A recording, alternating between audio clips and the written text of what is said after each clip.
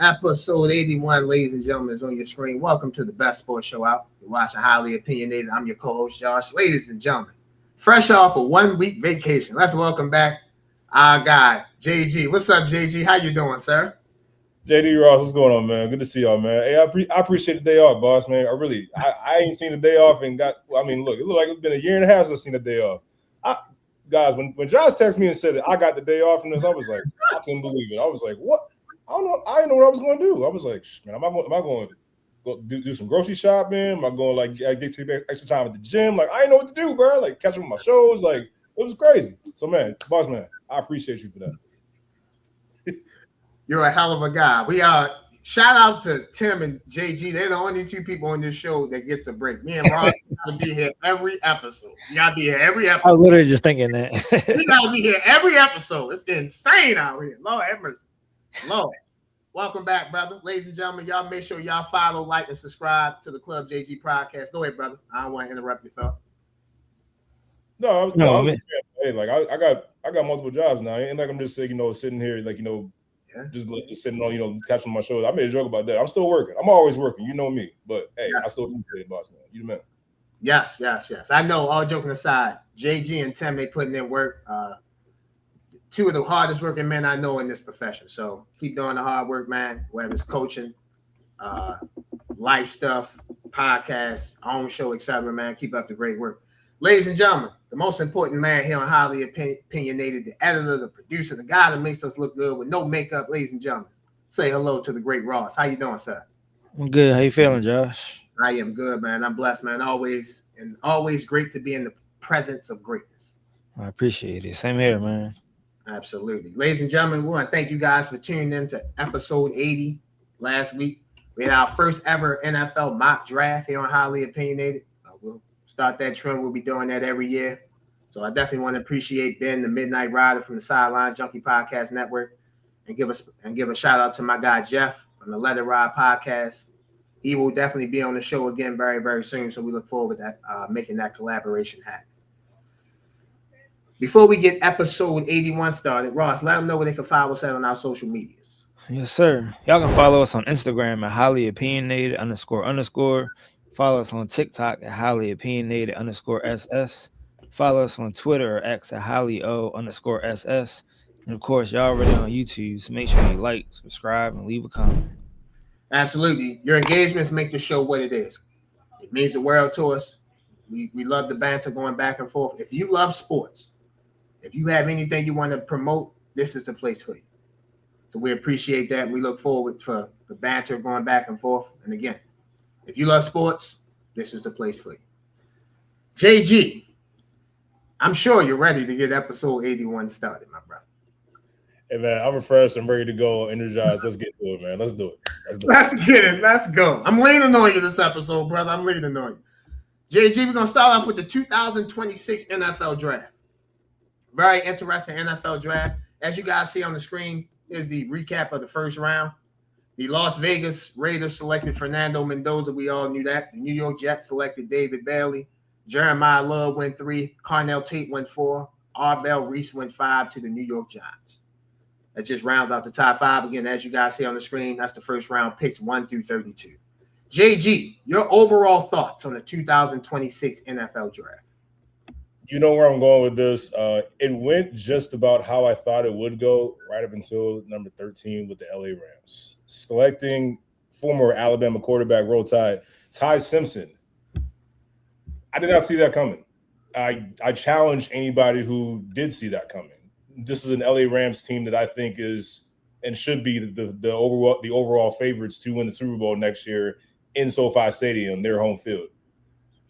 They don't have a ton of needs because they address a lot of that in free agency. As you know, getting Trent McDuffie from the Kansas City Chiefs, along with his running mate, the other quarterback, Jalen Watson, I believe his name is. Did I get that right? Yes, sir. Yeah. So you get those two guys to address a huge need that you talked about a lot last year, which was in that secondary. They've addressed that in more ways than one.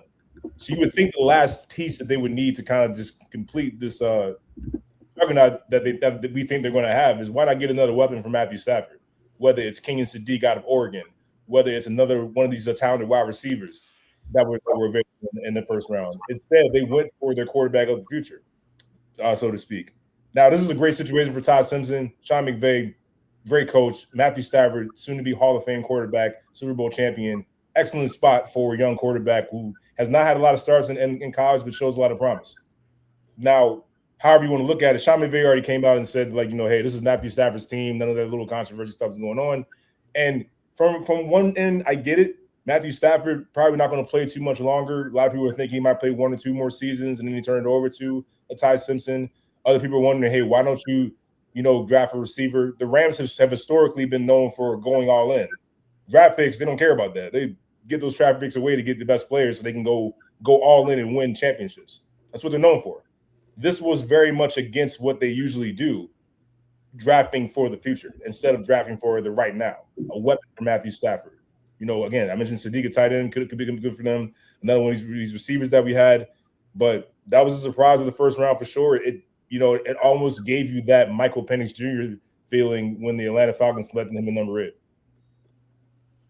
No, definitely. I think that was the headline of the draft. Again, we both like Ty Simpson. I thought Ty Simpson would be a first-round pick. In fact, last week on the show, we did the mock draft, obviously. I had Ty Simpson going 32. I had the right division, wrong team. I thought it would be the Arizona Cardinals. I was close, no cigar, and it was actually the LA Rams, and they stayed put at 13 to get Ty Simpson. For me, I know everyone in the organization, they have to play the company role. Like, yeah, we were all behind this pick. Ladies, I'm going to give you guys a shout out. I learned this very much in my time dealing with, shouldn't make it sound like this, but dealing with different women throughout my life. And most women always, come on, bro, don't laugh. What are you doing? Like, they've always taught me that your first reaction is your true reaction. So what we saw Sean McVay's first reaction Thursday night, that's your true reaction. I learned that from no matter whether it's my grandmother to my mother, rest in peace, you found me, to my aunts, my cousins, and even women that I've dated or, spoke to or whatever. Like, your first reaction is your true reaction. So Sean McVay's true reaction, he was upset. He looked upset. And he can make it all about Matthew Stafford. I want Matthew Stafford to know he's the quarterback. You're damn right. He know he's the quarterback. This pick to me made no sense. The Rams, just like they traded 29, they could have traded 13. Now, they can say it was hard for them to make trades. Like, no, it wasn't. You had the 13th pick for months. So you could have been trying to trade that pick. But it was, for whatever reason, it was no success. Maybe they didn't get what they thought they should have been offered or whatever. But I like Ty Simpson.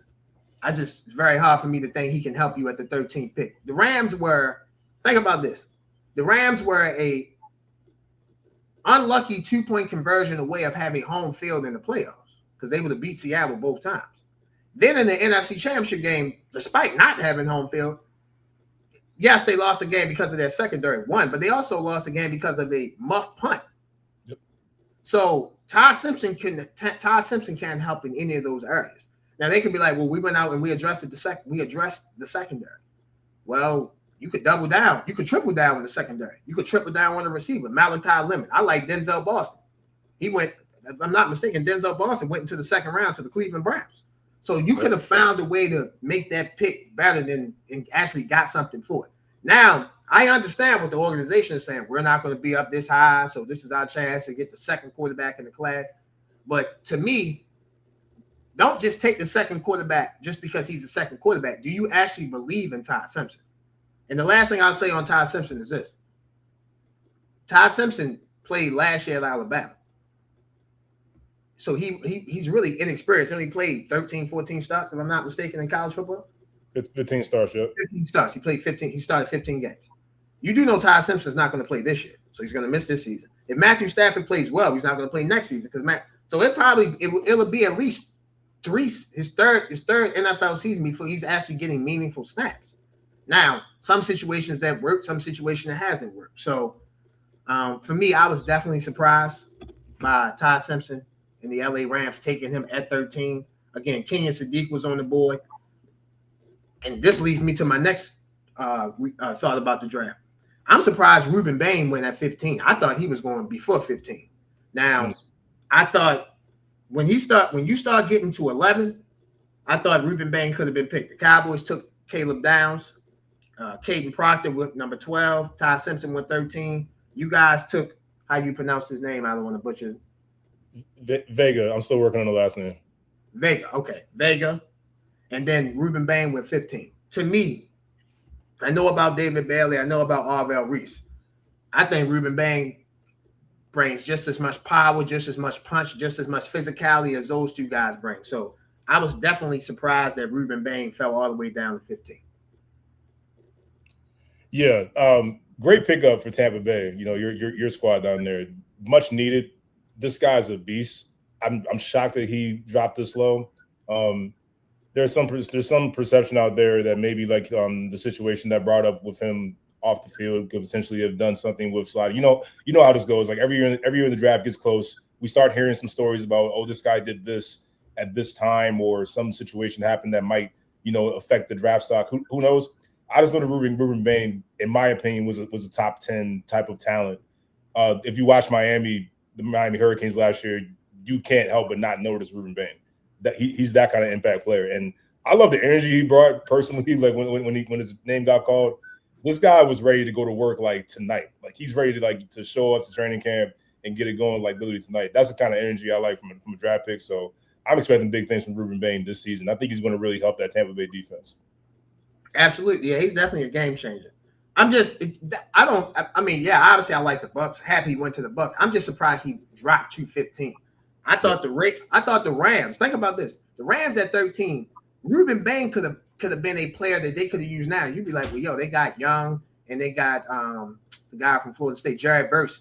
Well, some of the best defensive lines I know, they have multiple players. Look at what the Giants has. They have Kayvon Thibodeau. They have Arvell Reese. They have Abdul Carter. They have Brian Burns. So, like, you want multiple pass rushers. So I was just surprised he dropped to 15. In the last, I'll say surprise to me, I'm surprised that it was a twofold. I know we was hearing about it, and I know we were hearing about it before the draft actually happened. I'm surprised that Jeremiah Love went number 3. Because if you look at what Arizona does, Arizona had 3 good running backs before they even drafted him. They had James Conner, who's a good running back. They signed Tyler Algier. Tyler Algier was a member of the Atlanta Falcons last season. They signed him in free agency. And if I'm not mistaken, they had Michael Carter, I think that's his name, the third string. Yeah. Wilson's the wide receiver. Yep. Michael Wilson's wide receiver. Michael Carter's the running back that the Arizona Cardinals had. I'm surprised that they drafted him at 3, which also led to the number 4 pick. If the draft is over, so Tennessee can say whatever. If you put Tennessee on a lie detector test, they wanted to take Jeremiah Love. So since he was taking a pick before they chose, in my opinion, they wanted to increase the offense around rookie. Well, not rookie. He's technically a second-year quarterback in Cam Ward. So they were either going to go Jeremiah Love, or they took who they thought was the best receiver in Cardinal Tate. Yeah, Jeremiah Love. Was I a little surprised? Yeah. Because, like you said, James Conner is still there. Older running back now, but still productive. The big thing that my biggest concern is just the offensive line with Arizona. Like, I don't care how good a running back you are. Saquon Barkley is the best example I can give you. Nobody if you ask a Giants fan, did they regret drafting Saquon Barkley? No. Did they regret letting him walk? Yeah, because like we all saw what happened once they did that. But Saquon Barkley for years could not break free and got injured a lot because this guy just had no offensive line. He's literally having to make moves in the backfield as he's getting the ball. So that would be my concern with Jeremiah Love with this Arizona offensive line. Jeremiah Love is like arguably the best player in the draft, according to experts like Mel Kiper. All-purpose back, good receiver, can hand the ball off, can split him out, whatever you want to do. But you gotta have some kind of like run block. You gotta have good pass protection to make these weapons work. Arizona's got weapons. Marvin Harrison Jr., Wilson at wide receiver, Trey McBride at tight end. Now you add in Jeremiah Love with a James Conner. They have some talent on the offensive side, but it's not going to matter if Jacoby Brissett or Carson Beck only have 2 seconds to throw the ball, or Jeremiah Love has to make a spin move as soon as he gets the ball in the backfield. It's not going to be a productive offense. So that's my biggest concern. I'm not knocking the pick, so to speak. I'm just concerned about what they have around him that's going to help facilitate Jeremiah Love to be the productive rookie that we think he can be. They also drafted Carson Beck in the 3rd round. I'm not saying I think Carson Beck will win the job, but I think they will give him every opportunity to try to win the job.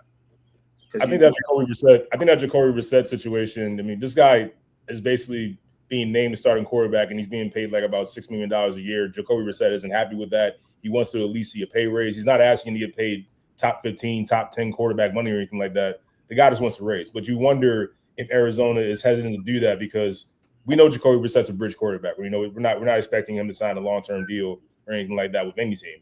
But I wonder if that situation lingers into the offseason and begins to fester. Could we potentially see Carson Beck start week 1? Yeah, I think Arizona, they're gonna try to sell Jacoby Brissett. I would play Carson Beck because I want to see the unknown. I know what Jacoby Brissett is. Like you said, he's a bridge quarterback. Jacoby Brissett is not in the Arizona Cardinals plan when they start winning. He will either be on another team or be retired. So to me, you might as well just see what you have in Carson Beck and then go at it from there. I said the same thing about the Giants when they drafted Jackson Dart. What are you doing? You're not going anywhere. Nobody thinks that the Giants are winning the Super Bowl anytime soon. The same thing with Arizona. Just put the rookie out there and see what you got. What are you waiting for? You know, honestly, you can make an argument about Vegas. I mean, they signed Kirk Cousins. He's expected to sign to start week 1 for Fernando Mendoza. But it's like, has anybody seen the Vegas Raiders going anywhere anytime soon? So let me say this about the Raiders because I actually have their draft up. And I didn't have them in my winners of the draft, but they came close. If you look at what they did during the draft, I actually think they did well. They drafted Mendoza first in the first overall pick. They drafted Trendon Stokes, safety out of Arizona. They drafted Keroy Crawford, edge out of Auburn. They drafted a center out of Texas A&M. And I think they got 2 steals in the draft. They drafted Mike Washington Jr., running back out of Arkansas. He can play. So you pair him with Ashton Genty. The offensive line can block. Again, they drafted a center in the 3rd round to go along with the offensive line that they had. Remember, they went out and signed Tyler Lindenbaum. They already have Colton Miller. So they already have a good line. But to me, I think one of the steals in the draft was the first pick of day 3, Jamard McCoy. Now, I understand he has a knee injury, and I understand that's why he dropped. I thought he was going to be, if not at worst, at best, I should say. At worst, I thought he was going to go in the 2nd round. He fell all the way down to the 4th round. Now, again, first round talent just coming off a knee injury. So I don't think the Raiders are going to win their division. No, because they're in a tough division. But if this makes sense, I think the Raiders will be the best 6-11 team you'll see. You feel me? I think they'll give Kansas City, the Chargers, and the Broncos, I think they'll give them games just because of the talent that they've added to the team. Now, I think year 2 of Fernando Mendoza and year 3, you'll want to start seeing playoffs. But I think year 1, they were 3-14 last year. Okay, let's do this. They were 3-14 last year. All they have to do to double their win total is go 6 games. I think the Raiders can win 6 games this year. I think they can win 6 games. With the talent that they have on their roster, I think they can get at least to 6 wins. At least. 6-11. Yeah, you know what? Maybe because I think maybe the Arizona Cardinals will probably take a step back in that division. Well, I'm sorry, that's the wrong division. That's a whole nother con. But yeah, okay. So let's look at the bad teams. We think Arizona's bad. I'll put an asterisk by Cleveland. I'll get to that next segment. But let's just put Cleveland in that category for now. So real quick, you think in the AFC West, like the Chargers are going to take a step back, Kansas City, and then who's left here? Denver Broncos. You think the Raiders will get a win against those guys? I think the Raiders, they play them what? They play them 3-2-2-2. So it's 6 times, right? They play 6 games. I think they could go 1-5 in the division. I just think they could win a division game. Who they will beat, I don't know. But I think they can go 1-5 in the division. Again, they're a bad team. They're an up-and-coming team. But I think, okay, new regime. They went to go trade Max Crosby. We understand that situation. I'm sure all the fans in Las Vegas and fans in Baltimore understand, okay, we got that. But Max Crosby is still a Vegas Raider. So you add that to what they already signed during free agency. They were one of the most active teams. They have Quinny Pay. They're going the other side of Max Crosby. They have Tyler Lindenbaum, who can stabilize that offensive line, especially for a young rookie quarterback whenever he takes the balls, whenever he takes the chance, whenever he takes the ball from Kirk Cousins. So for me, I think they can win one division game. Yeah, absolutely. I mean, for me, that would depend on how Kirk Cousins looks early and how Genty runs behind this new offensive line. But I don't think I still think Raiders might get 4 wins. But crazy things happen. Division games, weird stuff happens all the time. So you never know. You could be right. We'll let's do this. Maybe I went too far and said they'll double their win total. Let's just say this: I think the Raiders will win more games this upcoming season than they won last season. They were 3-14. I think they'll win more than 3 games this season. All right, I can give you 4. Let's keep this tape and we'll come back to it. Yes, sir. We sure will. Ladies and gentlemen, we're going to take a quick break. You're watching Highly Opinionated. We will be right back. Ladies and gentlemen, this episode of Highly Opinionated is sponsored by Wolves of War. In some of the episodes, you can see my co-host and Ross wearing a brand called Wolves of War. Wolves of War is our first sponsor, ladies and gentlemen, and we are so thankful to have those guys sponsoring Highly Opinionated. Thank you very much. The actual meaning of Wolves of War is that it represents having a strong path behind you through the battles of life. With the right people behind you, you can get through anything. You guys see the link for Wolves of War? Make sure you guys click on the link, shop, great apparels, t-shirts, sweatsuits, whatever you want, they have. Once again, Wolves of War. Make sure you guys go shop. Welcome back, ladies and gentlemen, to Highly Opinionated. It's that time, the best segment in sports. This week's edition of Let's Talk About It will stay on the NFL draft. John, it's time to hand out some NFL draft winners from the 2026 draft. The floor is yours, my brother. Who are your draft winners? So I've got everybody's talking about how the Raiders, were such a winner. So I'm gonna leave them out of this one because it's kind of a given. They're headed in the right direction with new coach Clint Kubiak. So I'll leave them by default. I got 2 winners here for you. You ready for this? Yes. Number 1 is the Dallas Cowboys. Getting Caleb Downs and also edge rusher Malachi Lawrence. This team addressed like their biggest need on there. It was the defense. That was you see that on the screen here. It was the defense here. Like that was the problem that the Dallas Cowboys had. It wasn't their offense. You had an explosive offense with Dak. Javonte Williams ran the ball really well. CeeDee Lamb is CeeDee Lamb, and George Pickens came in. They still got to figure out that situation, but George Pickens came in and played really well.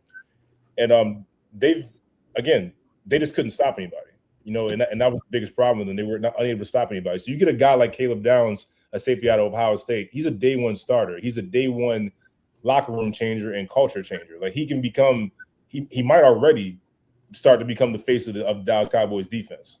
And I mean that because I understand the kind of player that Caleb Downs is. From everything that I've heard, this is young Ed Reed, young Troy Polamalu, young Earl Thomas, and everything. This is stuff this is kind of stuff you hear about. Caleb Downs at Ohio State, and obviously getting more edge rusher help with Malachi Lawrence that will help. And remember, Rashawn Gary, they got in the trade with the Packers along with Quentin Williams. This should be a much improved defense. Am I ready to go ahead and be like a typical Cowboys fan and say they're a bona fide Super Bowl contender? No, I'm not. But I will say they have improved where they struggled mightily last year. So I think the Dallas Cowboys are a winner. And I cannot believe I'm about to say the second one. The Cleveland Browns are a draft winner. Again? The Cleveland Browns. I mean, my God, yeah. Go and get that graphic up. The Cleveland Browns strengthened their offensive line by getting offensive lineman Spencer Fano, and then a big one for me was wide receiver Casey Concepcion from Texas A&M, big time receiver in my opinion. He even came out and said, "Hey, whoever doesn't draft me is going to miss out, and you're going to regret not drafting me." Love that attitude, first of all, but and then again, a very interesting pick later in the later rounds, getting Taylor Green, the quarterback from Arkansas. This guy is a raw talent. Look, he's got a lot of work to do before he's ready to be, anyone's NFL starter. But the raw talent and ability that he has as a dual threat quarterback, if you're able to harness that, like the Ravens did with Lamar Jackson once upon a time, you could have something really special there at quarterback. It also signals to me that they don't think too much of Shedeur Sanders or Deshaun Watson in their quarterback room. So is it possible that Taylor Green could develop into something? Yeah, not right away. I think he's a project waiting to happen. And look, the jury's out on Shedeur Sanders. Let's call it what it is. He didn't have a great season last year. Double-digit interceptions, not the greatest, but again, he's a rookie. You got to throw him in there anyway, and you only get better at football by playing football. But by and large, I think the Cleveland Browns addressed a lot of needs that they had when the first-year head coach Todd Monken. We'll see who starts at quarterback. There's been rumblings that Deshaun Watson could be QB1 once again, or Shedeur Sanders. We'll find out there. But I think the Cleveland Browns made a lot of great picks this year with their draft picks. Will they pan out? Will they be a waste? I don't know. It's Cleveland, so I'm the jury's still out on that. But right now, we can celebrate them saying they had a pretty damn good draft. Let's see if they don't waste it this time. Yeah, Spencer Fontenot, KC Concepcion. I ain't gonna lie. Me and you disagree on KC Concepcion. He has a problem with drops. I would have took Denzel Boston before I took him. That was my only hiccup with the Browns. You can fix that. I don't know if you can fix that, bro. Let me say this. He was playing at Texas A&M. How the hell are you gonna fix that? You playing in the cold AFC North. He better fix it. I mean, it's easy. It's not. I shouldn't say it's easy to fix, but bro, you go from playing 70-degree weather to when whoever the quarterback is, that ball hitting your hands. It's a brick. So no, yeah, I was a little. I thought they messed up that order, but let me tell you, they drafted. You got Denzel Boston too. I'm sorry, I forgot to mention him. They drafted him in the second round, and they got a steal in the second round. Emmanuel McNeil Warren, safety out of Toledo. I love him.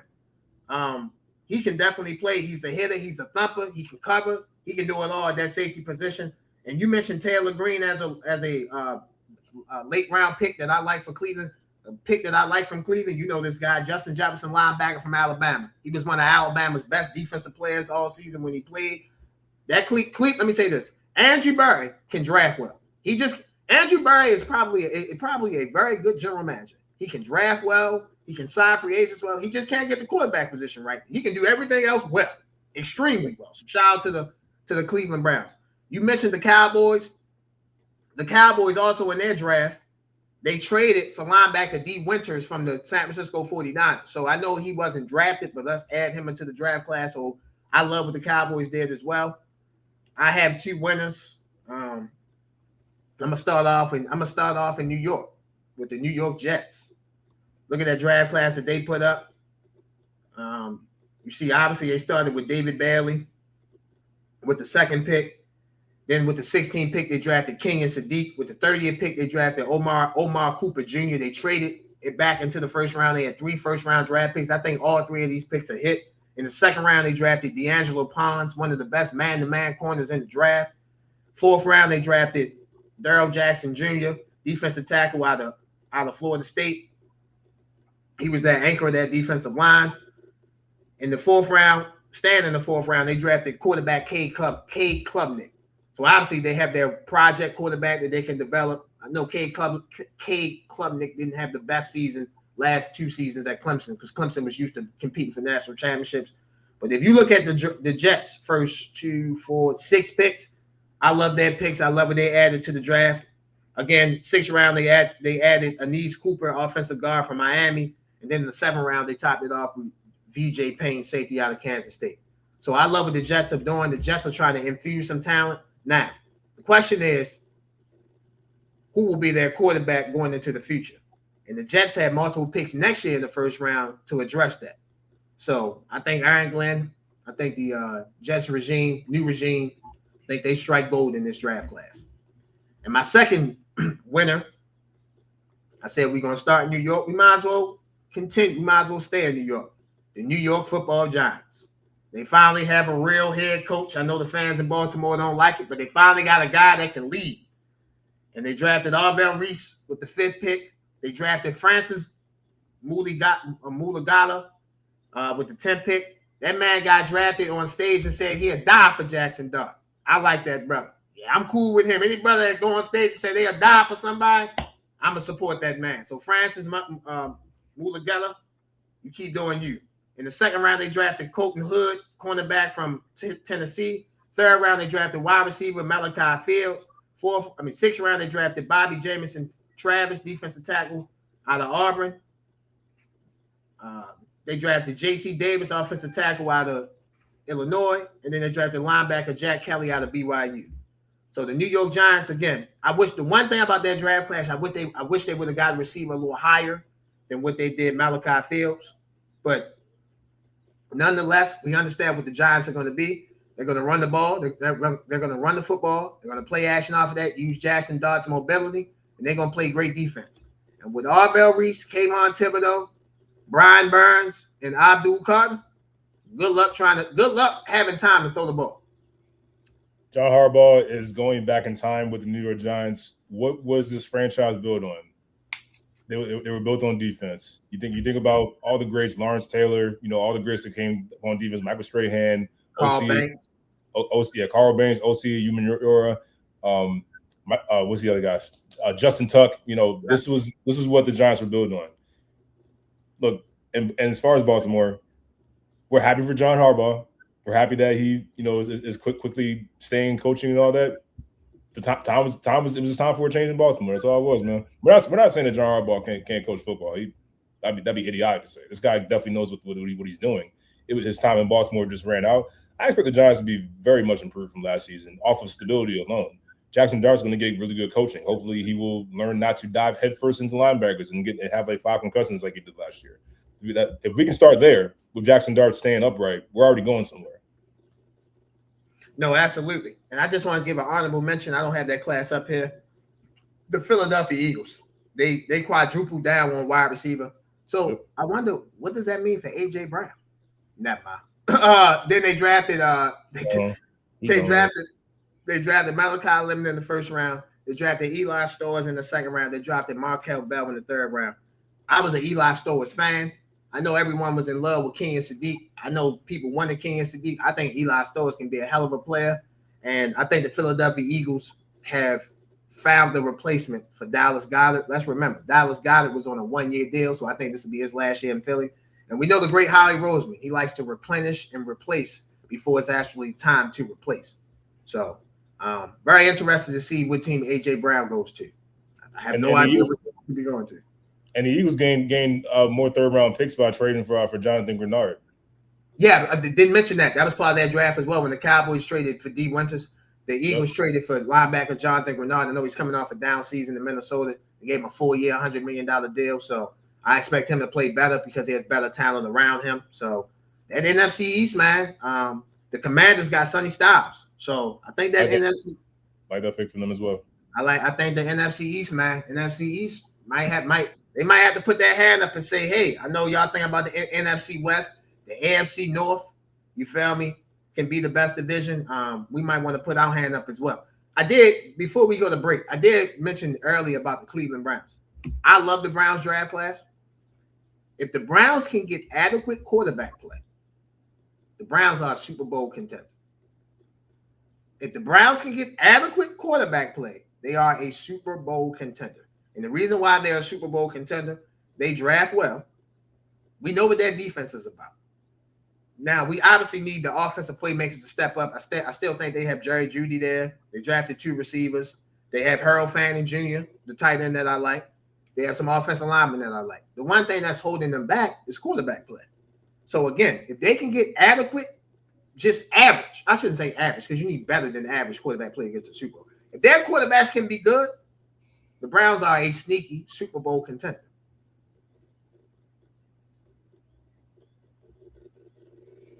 We can go to commercial. You don't got nothing to say to that? You don't think the Browns are a sneaky Super Bowl contender? You don't think the Browns are a sneaky Super Bowl contender? Oh man. You don't? You don't think? Oh man, Cleveland. I can literally count. I can't count on my fingers how many times that's been said about Cleveland. Because the truth is, you're right.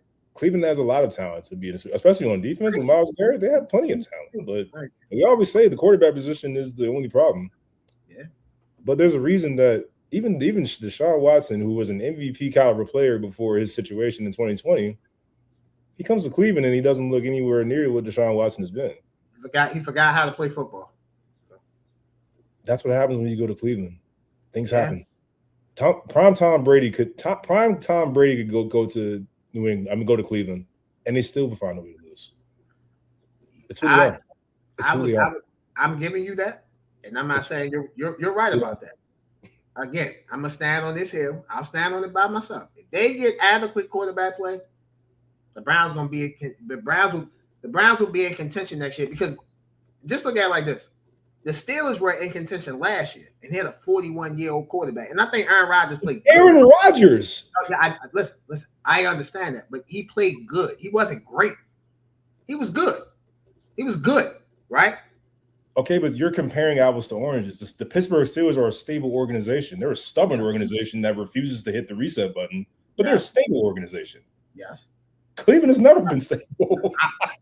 I understand that about the stability long term. I get it from if you look at the Browns' history and the Steelers' history, it's not comparable. But if you look at what Andrew Berry has done since he's been there, he's drafted better than the Steelers. The Browns have drafted better than the Steelers. And that's resulted in what? Because they couldn't get the quarterback right. They got rid of the best quarterback that they had. Because that's what Cleveland does, man. I get it. But again, eventually, you know what? Hey, look, if I'm wrong, I'll come around the show and be like, I'm sorry, Cleveland, I was wrong. But normally you prove me right. Yeah, I get it. We don't need Cleveland doesn't need you to apologize. You've been shitting on them for years. They don't even want to hear your apology. The Cavaliers. I'm about to have another opportunity in the NBA playoffs because look at series 2-2. Man, listen. So I get it. By the way, very disappointed Cavaliers. We will get to that. I'm just saying, I think the Browns are a sneaky. If they get good quarterback play, yeah, I think they are a sneaky contender. I shouldn't say Super Bowl because that might have been too far fetched, but I think they're a sneaky contender. Yeah, a little bit. They can make the playoffs. How about that? They can make the playoffs. Sure, why not? Cleveland, sure. Remember your guy. Remember, I did this for y'all, baby. Remember, we're gonna take a quick. Okay, LeBron James. Cleveland, this is for you.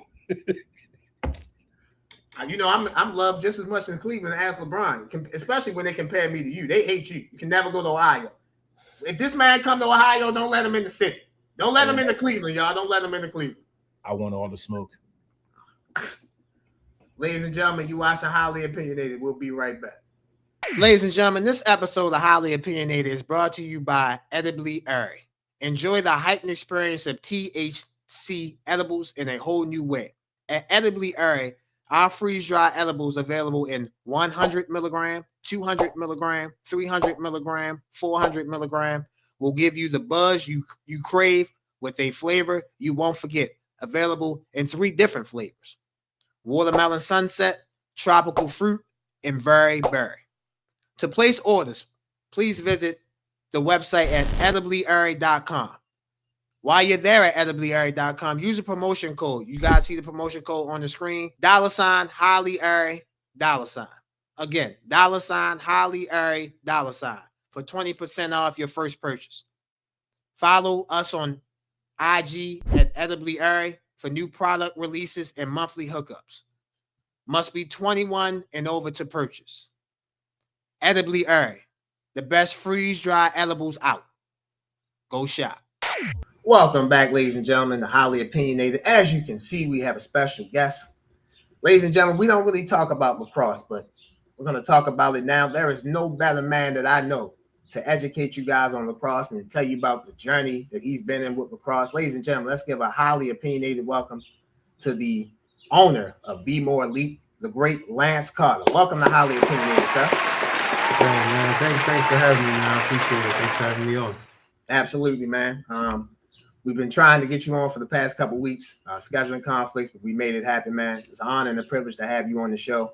The audience that I have, and mainly because of me, we've never talked about lacrosse, so I feel like this is a great introduction to lacrosse. And again, there's no better person to have on than you, bro. Hey, I appreciate that, man. Yeah, thanks for having me. I'm here to talk about the game and everything I got going on here in Baltimore and across the nation. Absolutely. No furthermore. Lantz Carter, tell us about yourself. Hey, man. So yeah, I'm Lantz Carter from Baltimore, Maryland. Grew up, playing the sport of lacrosse since I was 6 years old.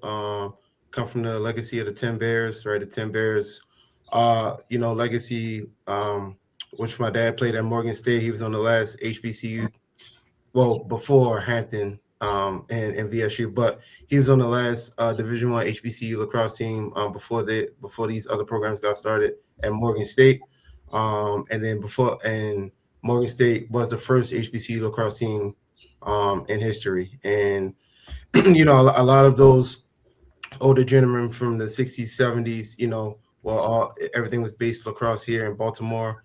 And, you know, I just kind of grew up around it with idolizing all those guys playing in Baltimore. And, you know, I've been, you know, I mean, obviously I played a lot of other sports too. I played football, played basketball, you know, I was an all around athlete, but, you know, lacrosse was always, I want to say, my main sport as I got older. So. Born into the game with your dad playing at Morgan State. Again, first, like you said, let's give a clap for him. First ever HBCU lacrosse team ever. You feel me? So that's definitely major. Obviously, with your dad playing lacrosse, was that a key element for that to be your number one passion and number one sport that you obviously, no disrespect to football. What was other sports you said you played? I hooped. I used to hoop too. Football, basketball, but yeah. What propelled you to get into lacrosse? Oh man, I mean, so like I said, I kind of grew up with the stick in my hand.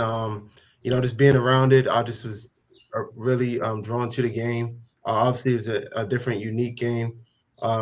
Speed, you know, you gotta have speed, you gotta have hand-eye coordination, but you really gotta be a special athlete to play it. You can be any size, any athleticism, but the key equalizer is the stick and the IQ. So, you know, I was always drawn to that. And they say lacrosse, you know, they call it the creators game because it was created by Native Americans. So it's more of a spiritual thing. So I feel like I'm, you know, not to get all, you know, deep, but you know, it's really like I feel like a deeper connection to the game of lacrosse for me. Like I said, it was in my family. My uncle played, and just all the OGs that I knew growing up, you know, just kind of embraced me with it. And you know, I was very, very successful at a young age at it. And you know, I played football as well. I used to play quarterback, defensive back. I used to hoop as well. So I was always an all-around athlete. And I even stopped playing lacrosse for about 2 years, 2-3 years, and then I got back into it. I want to say around middle school. Came back to my old team, was trash. It was horrible. You know, they all kept playing, and I was terrible. You know, it was kind of like a team out in the county, in Baltimore County, out in Pikesville. So I was out there playing with them. But those kids that kept playing, I stopped playing. My skills got horrible. And then Donnie Brown, he's kind of like my uncle. He's a Tim Bear prodigy as well.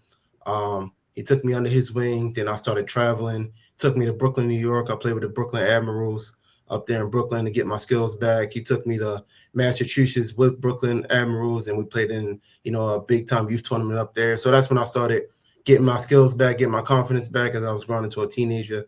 And then my dad and crew, Coach Merck, they all started Black Slacks, which is in the city program here in Baltimore City for us to play here together in the city where, you know, we didn't have to branch out and go play in the counties and stuff like that. So so I was here playing with, you know, my friends, my circle, you know, our culture, you know what I mean? And, you know, so that was always special for me. And being in Baltimore, being from Baltimore City, like lacrosse was never seen.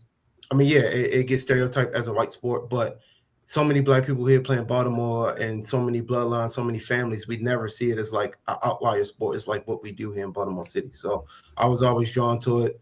And even choosing between playing lacrosse in college. I mean, I was really good at football. You know, I was really debating to go play football in college, and then things didn't work out. So I ended up just, you know, it's like, oh, you know what, I'm gonna play lacrosse. And then, you know, I never looked back after that. Absolutely. You playing, getting back, you took a break, started playing again in middle school. Yeah. Ladies and gentlemen, just to speak on this brother and who this brother is, went to high school, finished second leading scorer in Maryland, first team All-City, City All-Star, State All-Star.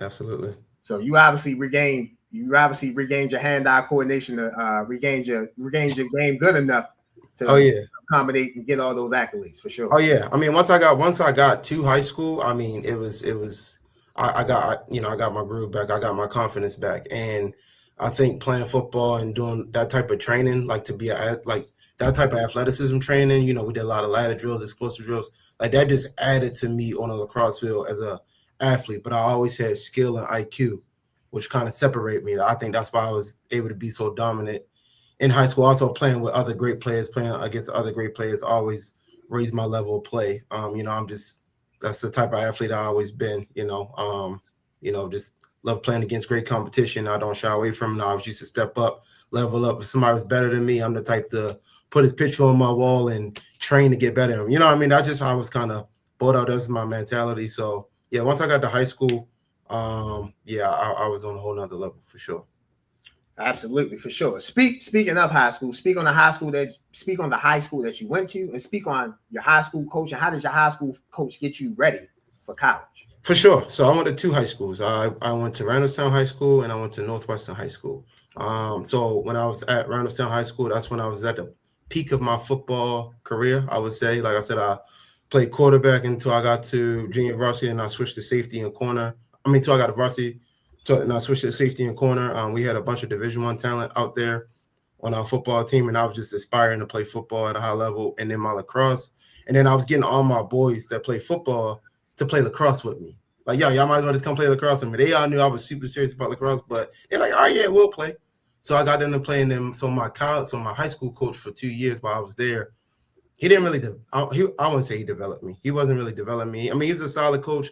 I think he might have played before he knew about the game, but it was no development, right? I was just out there, being the best player, trying to lead the team to wins, trying to essentially help teaching my closest homeboys how to play lacrosse while playing. You get what I'm saying? So, but I will say, so that happened my sophomore year, and in my junior year, all my homeboys didn't play. They decided to run track because our football coach was real serious about us getting faster in the off season and things like that. But I was not rebelling, but I was like, I'm not going to do it because lacrosse is really what I do. So I had a little beef with him there. So I still played lacrosse. And then there was a whole batch of new kids that played, to where as though I essentially, not trying to be funny, I had to carry the team, like score all the goals, do anything. But I think that really elevated my level of play, to be able to play multiple positions, to play the whole game, to, kind of have no excuses, you know what I mean? To really, kind of play at a very, very high level. I want to say that year really helped develop my offensive game to play at a high level because I had to do everything. But at the same time, I knew that I couldn't. I knew that I need to play with better players. I need to play against better competition. And, my best friend, and so my dad was the head coach at Northwestern. I always grew up going to Northwestern games, watching Northwestern. My favorite player of all time, one of my favorite players of all time, Sean Medlin. I used to watch them play all the time in high school. And it was always my dream to play for Northwestern, against a lot of my friends that played in the city, things like that. So my senior year after football season, I transferred to Northwestern to play in the city. Everybody was expecting it. Everybody always been wanting me to play in the city and things like that. So, I finally went and played in the city. And that's when I want to say I really got, good coaching from my dad to play lacrosse at a high level.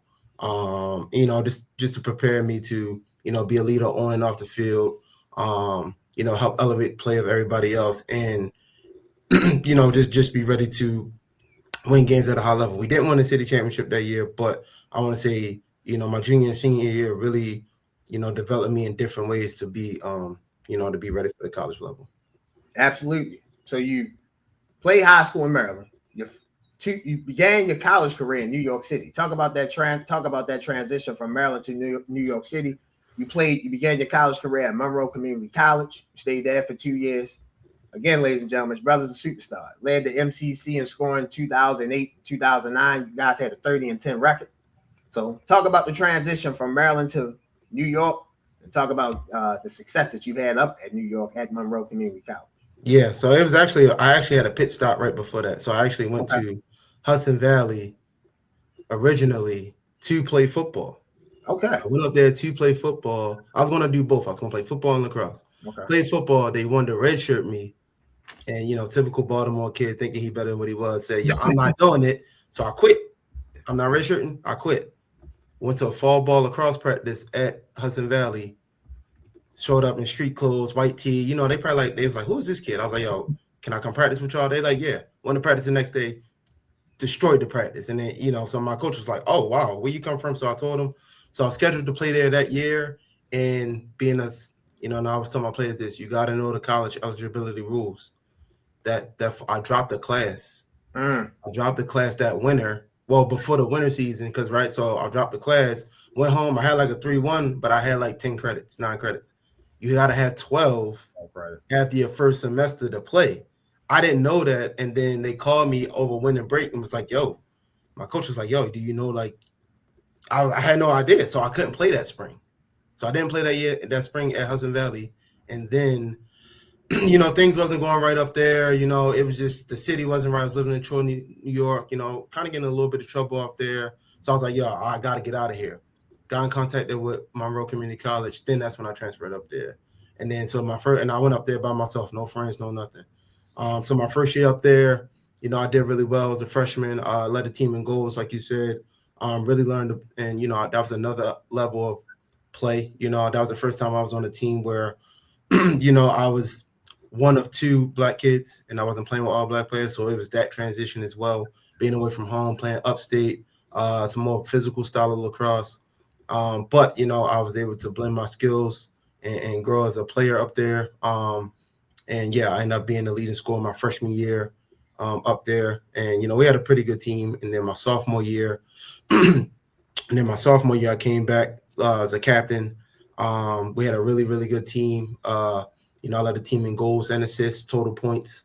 You know, and I want to say that year I really stepped up as a leader, you know, to be a leader on the team. You know, speaking on leadership things, you know, holding people accountable, holding myself accountable. We had a couple injuries in the beginning of the year. Our starting goalie, who was also a team captain, he broke his elbow in the beginning of the season.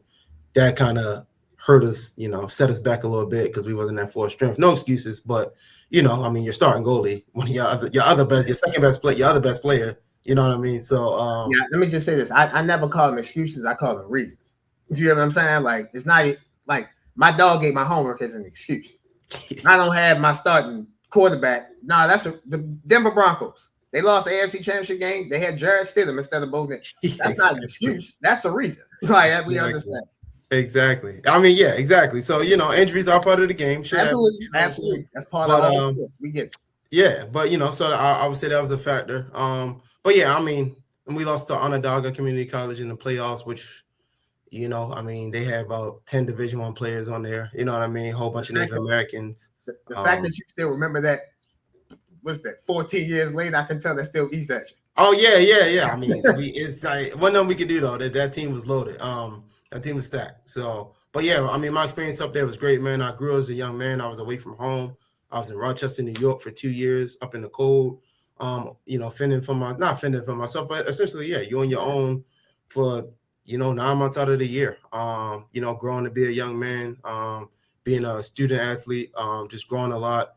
Was, you know, in the weight room a lot, you know, did a lot of training on my own. My coach, Rocky Delfino, you know, he's big Italian dude. He's like 6'2", 6'3", Italian, serious Italian dude. But, you know, he really took care of me, man. He brought me in like, you know, like I was his adopted son. You know, I used to spend holidays there with him and his family.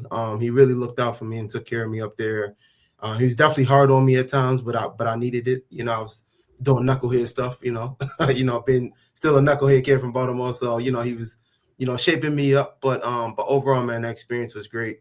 It grew me a lot, like I said, as a young man, but definitely as a lacrosse player. I mean, you know, coming from Baltimore, playing in the city, you know, playing, you know, small teams and teams of 15 people to being on a team of 30, 40 players and all these guys looking at me as the leader and the best player and me having to be vocal and speak up, but still be myself. You know, I never had to change. I never had to, you know, act like somebody I wasn't. Like, yeah, I mean, I had to, yeah, certain things I did have to change, you know, because I had to mature. But but overall, man, that experience was great. And yeah, I was able to, you know, be the leading scorer for 2 years up there. Sounds like you cherish the experience. Sounds like you cherish the experience at Monroe Community College. You cherish it so much. You transferred after 2 years there. You came back home. You brought all the knowledge, all the wisdom, all the talent, all the grace. Came back home, played at Salisbury University 2011, 2012, won 2 national championships, 2011, 2012. You scored 3 goals in the 2012 national championship game. Talk about coming home. Talk about finally getting that quote-unquote monkey off your back and saying, man, Dad, Mama, I'm a national champion, back to back. Absolutely, man. I mean, yeah, that was that was one of my fondest memories. As you can see, you know, some of the pictures back there, the signed jersey, picture from the national championship, picture of me kissing a trophy. That's another picture of senior year. Yeah, man. I mean, that was one of my fondest memories. Definitely one of the highest points in my career, I would say. But definitely one of the most challenging times in my career. Coming back to Salisbury, I mean, that's one of the powerhouse lacrosse programs in the country, not just Division III, out of all divisions. That team, I mean, that program is solidified. And me coming home and me being recruited by Coach Berkman to come there. I went on a visit. I loved everything about the campus. Me and my dad, we loved everything about the campus. He told me how he was going to use me, how use me in the offense, and where I could fit in. And it was just I just knew from day one that's where I wanted to be. I actually got there in 2010. I redshirted because I wasn't quite ready. I wasn't quite ready yet, and that was one of the best things that I did.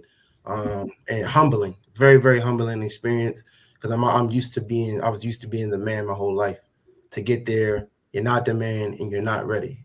I could have easily transferred out, went somewhere else. I was like, you know what? I like it here. I really like it here. So redshirted 2012, we lost in the national championship, came back 2011, was back on the team. Our team was very, very good. I was on the second team that year. Fighting for playing time. I got playing time here and there. I didn't play as much my junior year, which was very, very humbling as well. But I was a lot better. I was probably the best I ever was, but obviously you can't see it because I'm not playing that much. Yeah, you know what I mean? But that shows you how good our team was and how good the players were that were in front of me. And you got to learn about the politics of college lacrosse. It's not always about the best player. It's about who's been there, not always, but it's about who's been there longer, who knows the system. You know what I mean? It's a lot that goes into who's really on the field. You know what I mean? So, and I had to learn that as well. So I stayed patient, kept working. My junior year, we won a national championship. That was amazing. It was an amazing feeling to be a national champion. And then coming to my senior year, we had 18 teams coming back, and our goal was, we knew we were gonna get back, but our goal was to go undefeated. That was our goal, to go undefeated. So I worked my ass off all summer because I knew I was going to have an opportunity to play. My coach told me at the end of that year, because in practice I was destroying the first team defense, but nobody sees that. But it does. But if I'm destroying the best defense in the country, I know how good I am. You know what I mean? You can play. Yeah, exactly. I just gotta find. So I came back, book Mind Gym. I read the book Mind Gym that summer. I mean, it did so much for my confidence as an athlete.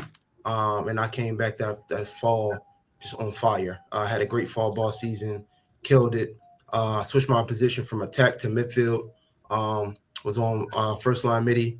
And then that year, I just had a good season, man. I was going up between the first and second line. Normally the top two lines playing lacrosse. So I was going back and forth, first line, second line. And then eventually I ended up being on the first line with Sam Bradman, who's a first-team All-American midfielder of the year, one of the best players in the country, as well as Ryan Clark, who was a first-team All-American as well. So our offense was loaded with All-Americans and things like that. And yeah, I just stepped in and had a really good season, plugged in, played well. Scored a bunch of goals on a championship run in the playoffs, and then, like you said, in the national championship, man. I mean, I just really, I just had a great game. I had a great game. Every opportunity I got, I pretty much capitalized. I scored big goals too. Tied it. First goal I scored, tied it in the first quarter. Second goal I scored a buzzer beater at halftime to put us up by 2. Third goal I scored, I think we was up by, we were tied. No, I think we were tied. Fourth quarter, I came down, beat the dude, came down. No, actually, I came down, beat the dude, passed it to my man, Ryan Clark. He scored. I got the assist. We came off, won the face-off, came back, did the same thing, beat the dude, went down, scored, and that put us up by 2. So it was two big back-to-back plays that I made. And, that was my hat trick and assist in the national championship. And then we won, undefeated, 23-0. 23-0. We were voted as team of the decade by, Inside Lacrosse is like one of the big publications in the lacrosse community, I would say, one of the big media outlets. So our team, 2012, was voted the, Division III team of the decade. We had so much talent. So many guys went pro from that team. I mean, we had so much talent, but I'm just blessed to be a part of that, to be a huge part of that. All of us are still so close to this day. All of us are doing great things in the lacrosse community or just in life in general. But that experience, to play at the highest level, in my opinion, and win two national championships back to back, being from where I'm from, has done so much for me and so much for the people from where I'm from. Absolutely. Congratulations on winning back national championships. Congratulations. You set the junior year, again, learning the game, learning the skill, practicing against the best team in the country, best defense in the country. Obviously, that helps you because that propelled you your senior year and in the championship game. So again, you guys went undefeated 23-0. Before we get to your post college career, let's talk about you as a student athlete. I just want you to say a few words to young athletes that are listening. Just talk about how important it is to be a student athlete. I mean, man, I tell us all the time, like, because I do a lot of coaching. Being a student athlete, of course, yes, it's about, your education. It's about, you learning things. It's about, you applying your time, but it's really, it really builds you for life as far as like how you're going to handle things once you get out of college, right? You showing up every day, you being present every day, you handling your responsibilities, you learning how to stack your time. I mean, it's a lot of things that being a great student athlete can teach you, especially, when you're playing at a high level, if you're playing Division I or you're playing on a championship team, because it's a lot that's expected of you. So being able to ask for help, a lot of times, we're too stubborn. You got to ask for help, man. You got to seek help, whether it's from your professors, whether it's from the the academic office, to get some extra studying in. That for me, it helped me learn how to self-advocate for myself. I would say that learning how to be a true student athlete, learning how to study. I had to learn how to study in college, like really study, not like skim over it, a day before, stuff like that.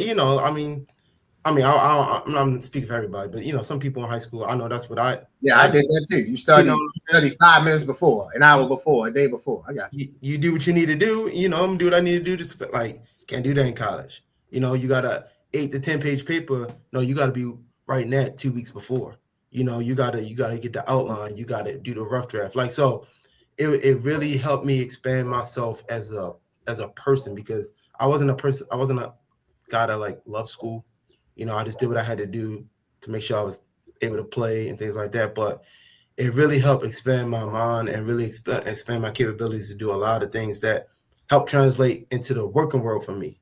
When I got to write emails, when I got to read stuff, when I got to, do certain things, a lot of those skills still come back from when I had to do it in college. When I had to do an interview, when I had to do interviews, I had a public speaking class in college that I had. You know what I mean? So now I have to speak in front of people all the time, whether it's players, whether it's what I do for my job, things like that. So like a lot of things in college, especially as a student, translates into the real world. So the more you dive into it and improve on that, the better success you'll have, once you get into your career field. Absolutely. Greatness, you can't skip steps. And when you're trying to be great in college, school is a part of the steps that you have to take in order to be great. You can't just be a phenomenal athlete and dumb in the class. Yep. Because your athletic ability can only get you so far. You need this to go along with your athletic ability. So I just wanted to give you a chance to speak on that. Let the people know. Like I said, the kids know, and adults as well. Your family, let everyone know. Like, and one thing I'll add, I'll say like, I'm not afraid to say like I didn't used to like read books in high school and stuff like that. Like I became an avid reader in college. Like I said, like I read the book Mind Gym that summer. That was the first like cover to cover book I ever read in my life. And I was 21, 22 years old. You know what I'm saying? So like, and I really saw the value of reading and understanding and broadening my knowledge palette. You know what I mean? So it expanded me as a person overall, not just, oh, I'm from Baltimore, I don't do that. Like just being so closed off in my show, it really helped expand me as a person. So I will add that as well. Got you. So after college, you played professionally, indoor and outdoor. Indoor league, you played the indoor league in NALL, played for the Boston Rockhoppers. An outdoor league, MLL/LXM, Pro Tour outdoor, you played as well. Talk about the difference of the indoor and outdoor league. And talk about the experiences you gained from that. Absolutely. So in the indoor league, yep, the Boston Rockhoppers. I played out there. The indoor, so indoor lacrosse is complete. I mean, indoor outdoor game are completely different. Completely different. Like the indoor game is inside. It's inside of a rink. It's inside like a hockey rink with turf down. 5-on-5, very close, very physical game. Very physical game. A lot of cross checks. It was a lot different, man. I had to do a different training. I had to train differently. I had to watch film. I had to really study the game, the indoor game. It was a great experience, though. Great experience. I'm glad that Boston Rockhoppers drafted me. My first game in Kentucky, I scored the game winner against the Kentucky Stick Horses. So that experience was great. Traveling up to Boston, playing with those guys. It was a small league. It wasn't a big indoor. It wasn't the big indoor league is. It was like a smaller league. But it was. We was getting paid money to play. You know what I mean? So, we was traveling, getting paid money to play. So, yeah, that was my first experience playing pro.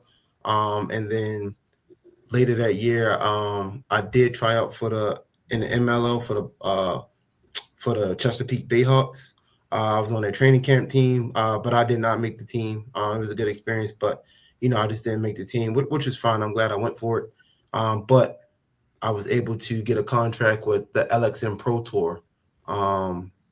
Which was based in the West Coast. That's partly how I ended up moving out there. But yeah, I was, I got connected with Kyle Harrison and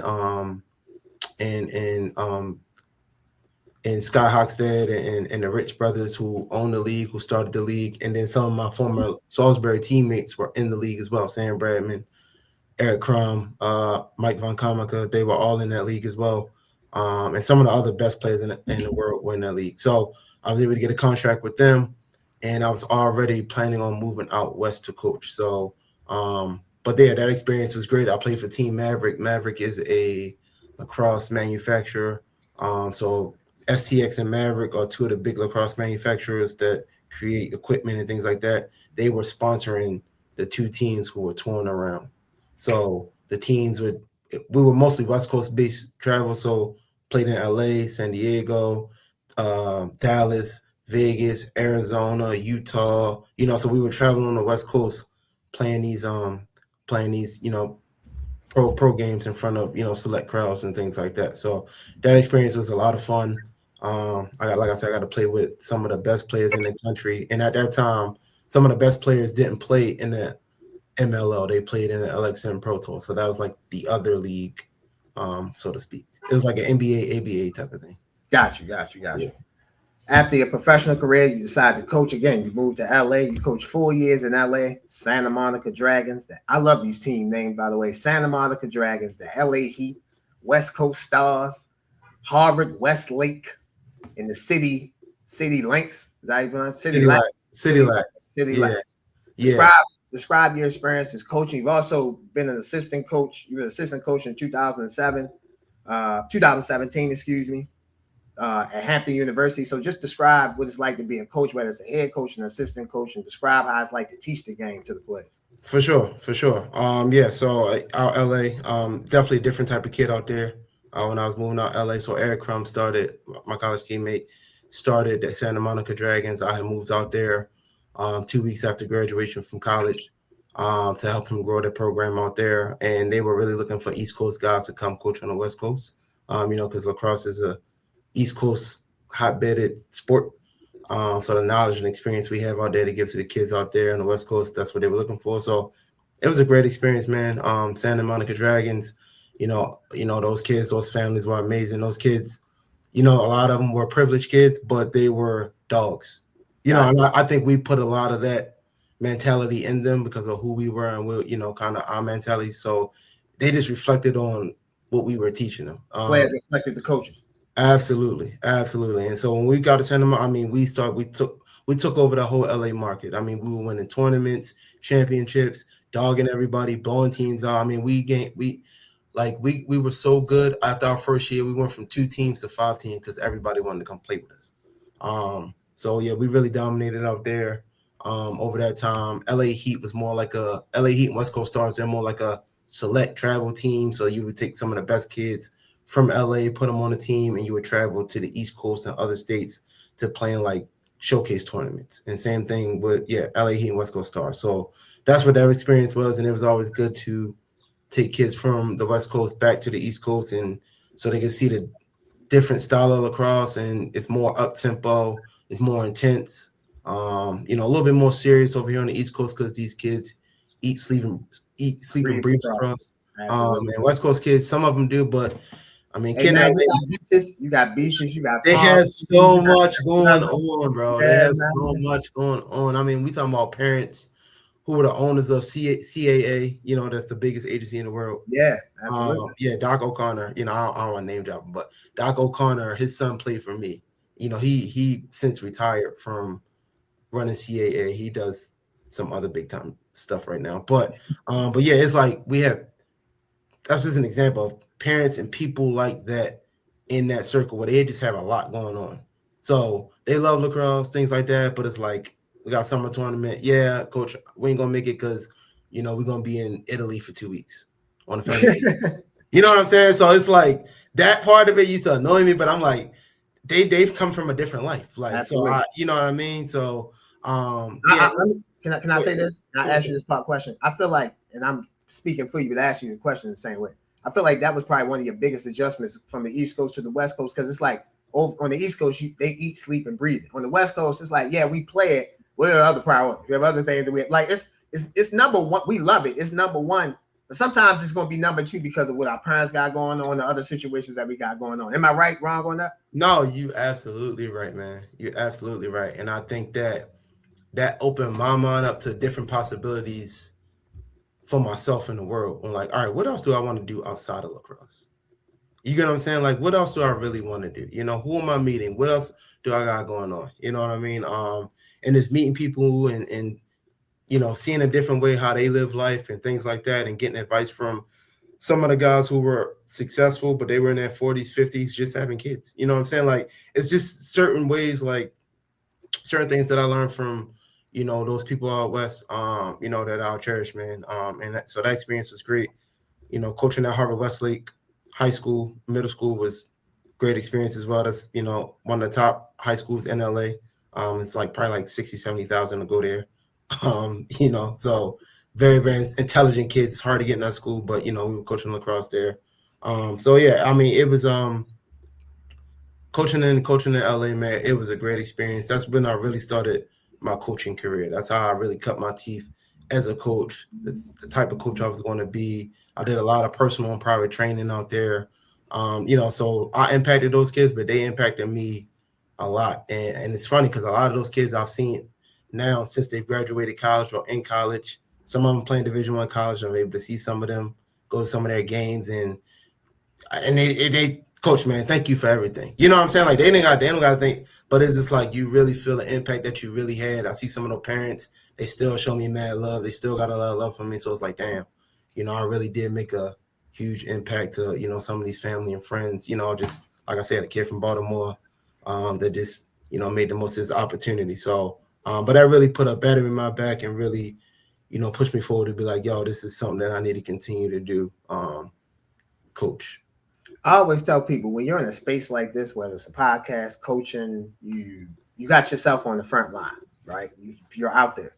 The best compliment you can get is from your peers. When someone comes back and says, thank you, you feel me? Or a parent says, thank you, or another coach, like, I didn't think about it that way, you feel me? Something like that. Like, that's the greatest compliment that anyone in the front, I call it the front line, that you can ever get, because it makes you like, oh, okay, like, you're really acknowledging what I'm doing. And most of the time we look at people like, man, we just going to keep doing what we're doing. We're going to do what we do. But when you get that acknowledgement, when people understand you and they know who you are and they see what you're trying to do, it's the best feeling in the world. So congratulations to you on all your success, man. From playing to coaching. Couldn't happen to a better brother. Before we get you up out of here, I want to give you a chance, an opportunity to speak on Be More Elite, talk about your organization, and talk other than that, my last question is, how can we grow the game of lacrosse? How can we grow the game of lacrosse? Oh, man, that's a very loaded answer, but I'll just keep it short. Exposure, exposure. I'll just speak from our community, the inner city community, the Black community, or just our community in general, I would say. Exposure, man. Exposure. um, More opportunity, right, for the people who are playing, make it more affordable for certain communities. There are programs like I work for Harlem Lacrosse, which is a nonprofit organization working in 5 different cities, to make lacrosse more affordable for the kids who are playing. So we need a lot more programs like that, more exposure to introduce the game to more people in different communities, not just in the cities, but rural communities as well. Continue to integrate the Native American community back into the game of lacrosse because this is their game that was taken from them. This is their game. So having their impact into the game, I think, is very, very important. And seeing successful minority-owned programs and businesses thriving at the high level.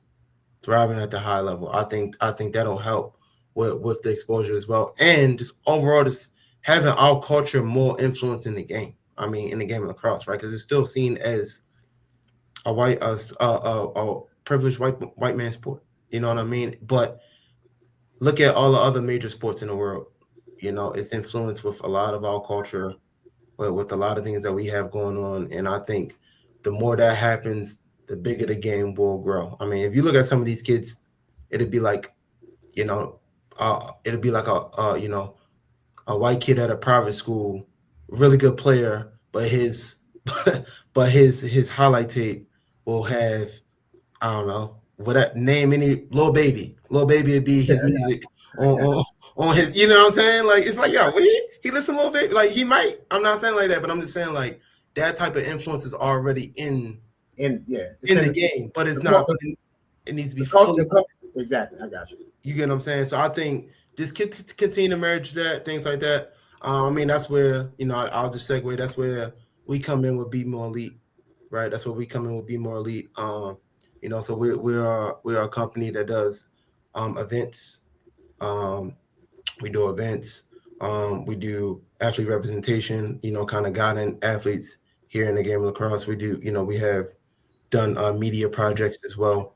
But we really want to have influence in the game of lacrosse, but bring that culture, right? Bring that culture. And because of me and my partners are very, very credible in the game of lacrosse, things that we do always catch traction, always catch not only players and families from our community, but outside communities as well who respect us because they know who we are and what we bring to the game. Our company Be More Elite, you see the logo right there. So Be More Elite. That's what we're about, is bringing, culture, intensity, a lot of focus, but a lot of respect to the game as well. And it's giving a lot of opportunity to the game to help things grow. So, that's what we're doing. That's what we've been on. And, we want to continue to grow in, all 3 of those spaces. Absolutely. We want to help you guys grow. So I'm extending an open invitation from anyone from Be More Elite. You want to come on the show, speak on your lacrosse journey, speak on how you can grow the game, make the game better. You have an open invitation. So Lance, definitely send an open invitations back to those guys, back to your guys and your crew, coaches, administrators, etc. We'd love to have you. Love to have as many guys as on as we can. You feel me? I got one for you, man. My one of my other partners, Sean Church.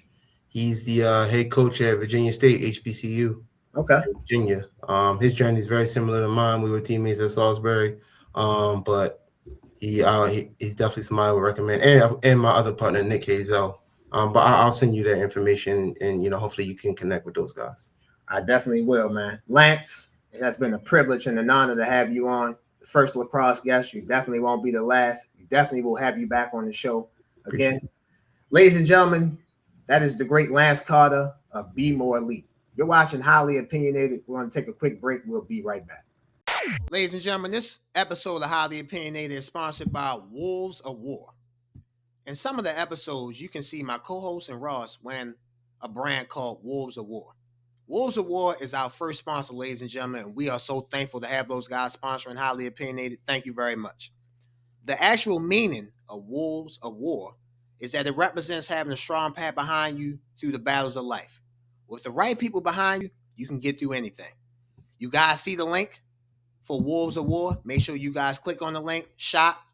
Great apparels, t-shirts, sweatsuits, whatever you want, they have.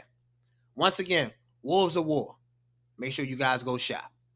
Welcome back, ladies and gentlemen, to Highly Opinionated. JG, it's time to end the show. Before we get up out of here, spend some time on the NBA playoffs. The NBA playoffs, full-blown underway. Me and you have not spoke about the NBA playoffs. The last time we were doing the show, it was the NBA play-in. So we saw the Orlando Magic we saw the Philadelphia 76ers get the 7th seed in the East. We saw the Orlando Magic get the 8th seed in the East. We saw the 7th seed Portland Trailblazers in the West. And we saw the 8th seed Phoenix Suns in the Western Conference. So let's start with the West. Oklahoma is up 3-0 against the Phoenix Suns. Game 4 is Monday night. The Los Angeles Lakers are up 3-1 on the Houston Rockets. Game 5 is Wednesday night. The Minnesota Timberwolves are up 3-1 on the Denver Nuggets. Game 5 is Monday night, 10:30 on NBC. Game 5, the San Antonio Spurs is up 3-1 on the Portland Trailblazers. Game 5 will be Tuesday night, 9:30 on ESPN. Your thoughts on the Western Conference playoffs so far? Well, obviously, with the Lakers and the Rockets, obviously, I don't think anybody expected the series to go this way. But we also didn't see Kevin Durant getting injured in practice, which I find to be absolutely ridiculous. Like, what the hell are you doing in practice that your star player finds himself in that kind of position where he can get hurt? There shouldn't be any contact drills, in my opinion, right before the playoffs. But I digress. It is what it is. But the Lakers have played tremendous. LeBron James has been tremendous. In Luka Doncic and Austin Reeves' absence. I did not see Luke Kennard and Marcus Smart playing as great as they have. I did not see DeAndre Ayton being as, relatively consistent as he has. Rui Hachimura has been solid. LeBron has found a way to elevate the talent around him, and it's led to the position that they're in. Houston really put up a good fight, last night to keep their season alive. Şengün, really motivated the team from what I read, his pregame locker room speech, and really motivated them. But that's neither here nor there. I'm a little throwback on my man Shannon Sharp. It don't matter. Reed Shepherd, Snow Leopard, Lemon Pepper. Moving on to the West.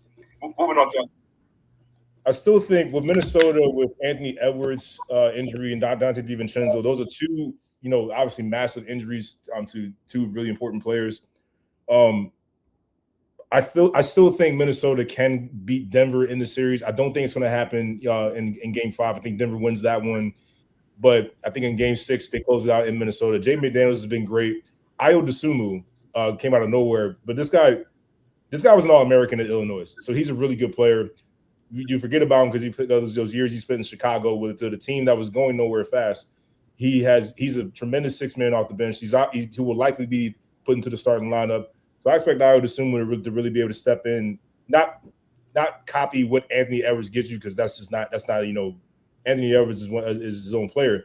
But I think Ayo Dosunmu can give you enough on offense with Naz Reid, with a Jaden McDaniels, and with Rudy Gobert playing the great defense that he has with Nikola Jokic. Jokic is shooting like 17% from three of the past few games. And I think some of that attributes to, him not being 100%, whatever the case may be. But it also, Denver's inability to really defend is getting exposed, quite frankly.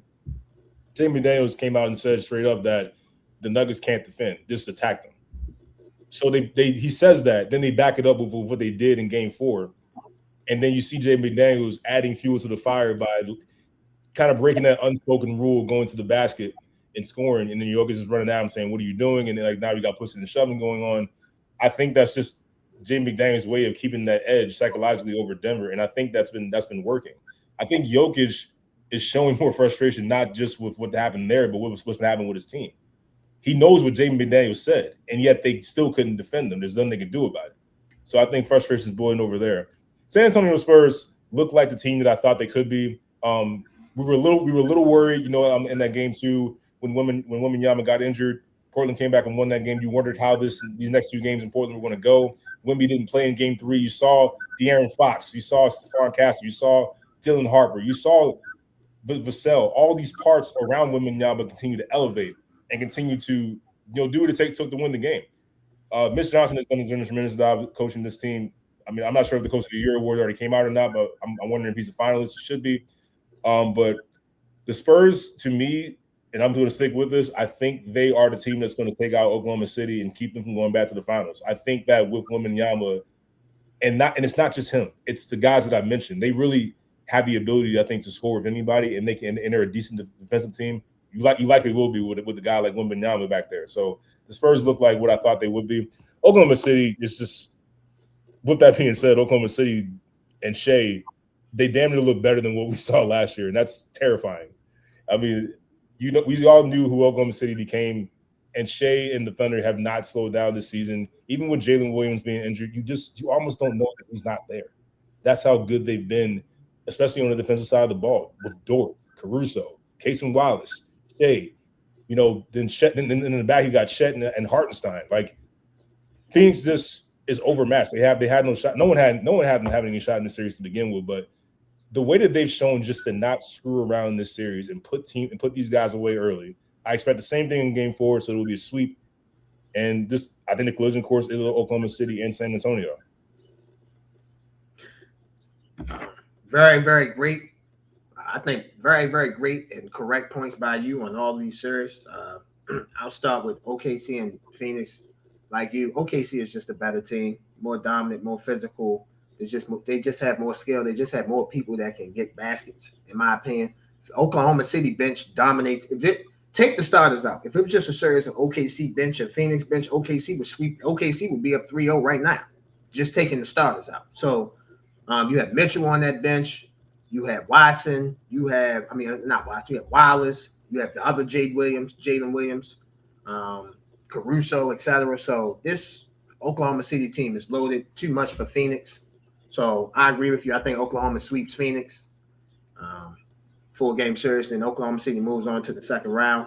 The Lakers and the Rockets. Obviously, no one saw this series going the way it was. I picked the Rockets before the series started, so I have to stand on that. But obviously, I didn't know Kevin Durant wasn't playing. If I knew Kevin Durant wasn't playing, I would have took the Lakers. The Lakers are the better team if KD doesn't play.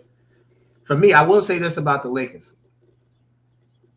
I think the Lakers will win Game 5, but I think it's more of it's a must-win for Houston because their season's on the line.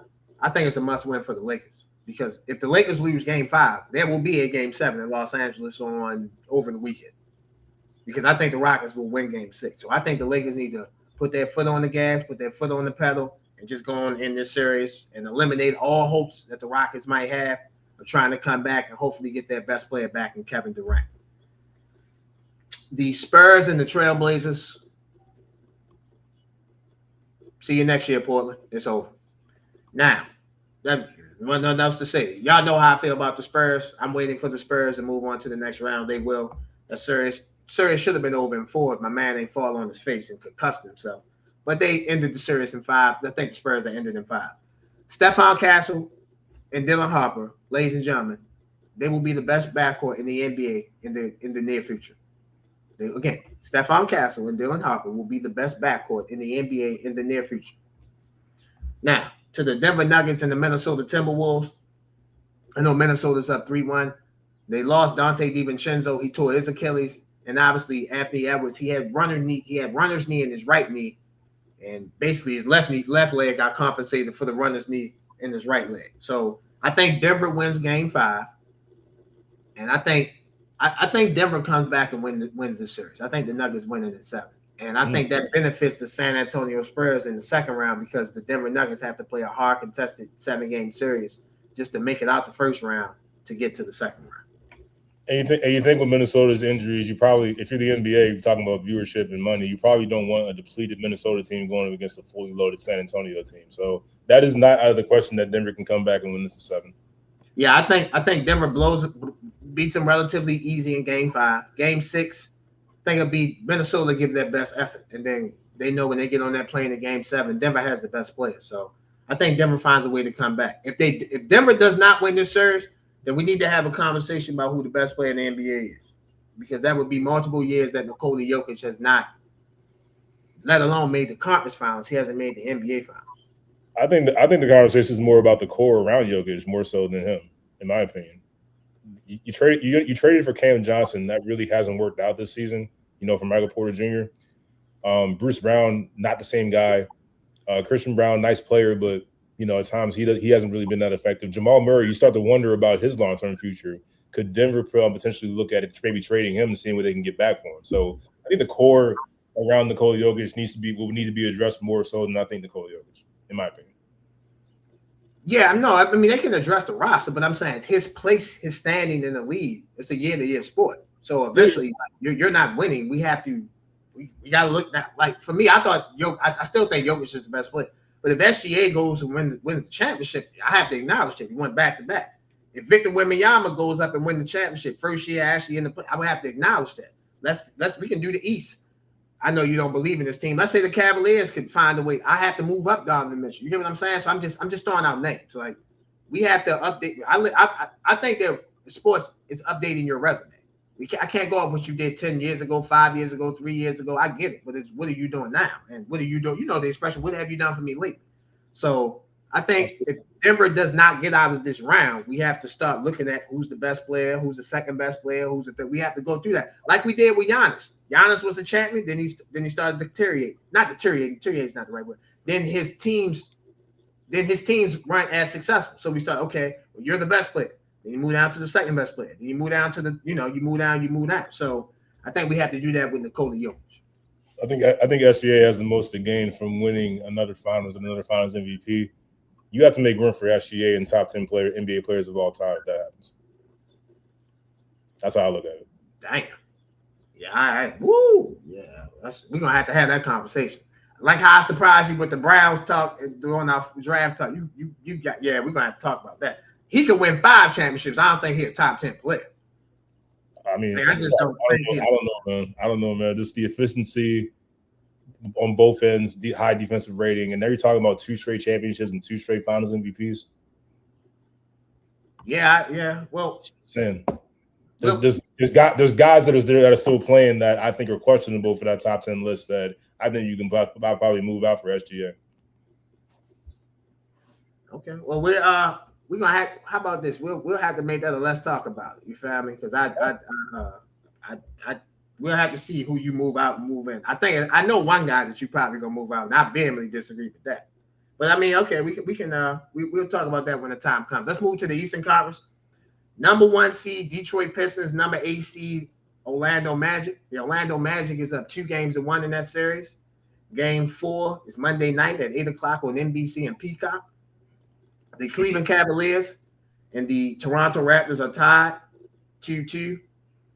Game 5 will be Wednesday night, 7:30 on ESPN.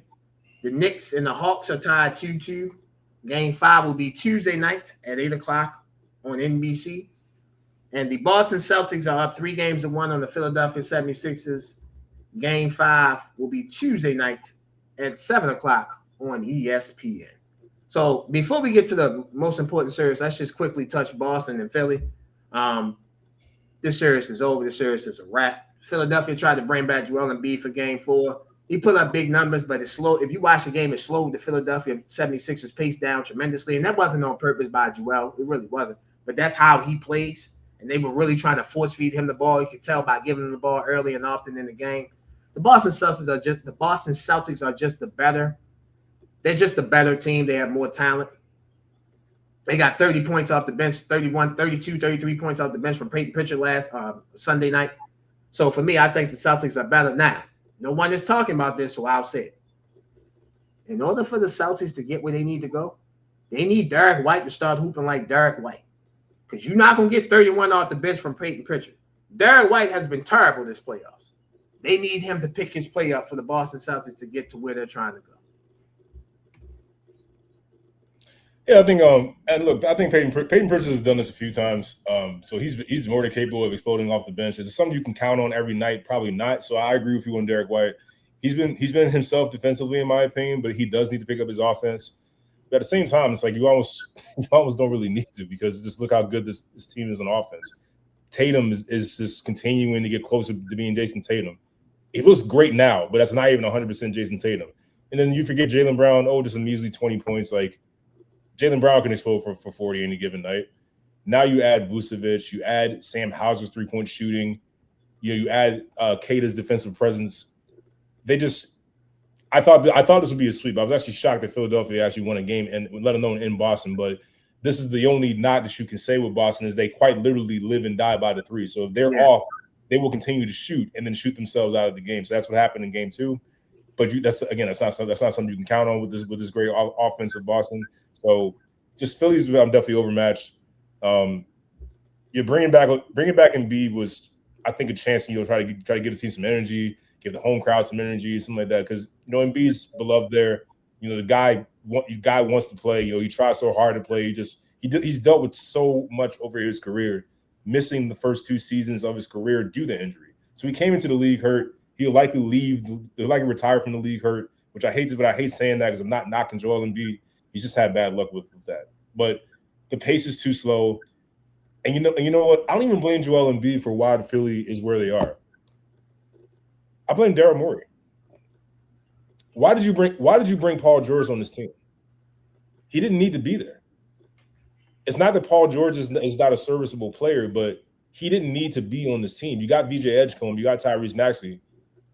That's what you build around. You bring guys that can play off of those guys. Paul George is kind of, again, a player that slows the tempo down. You give him the ball, the offense kind of stops a little bit. He gets into his rhythm, iso ball, jab, whatever, fade away. And then Embiid, another player that kind of slows it down. Paul George didn't need to be there.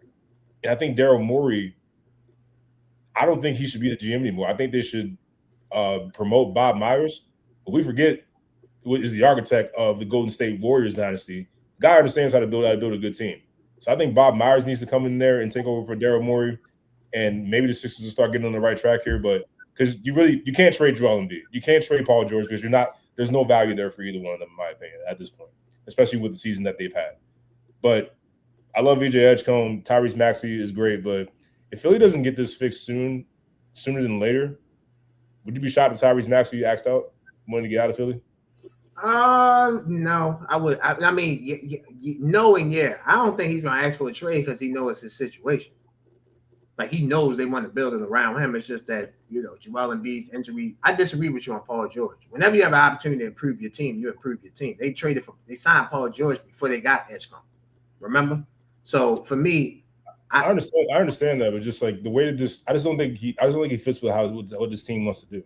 In my opinion. Now because they got Edgecombe, but they didn't have Edgecombe when the big three was Maxey, George, and Embiid.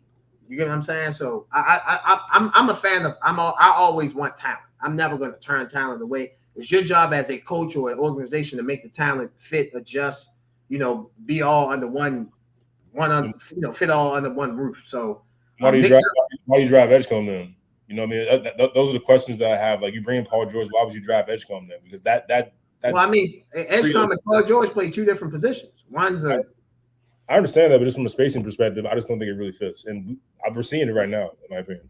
I got you. Well, listen, we're only going to see Philadelphia play one more time. So, ladies and gentlemen, watch them Tuesday night at 7 o'clock on ESPN because they won't play again until October.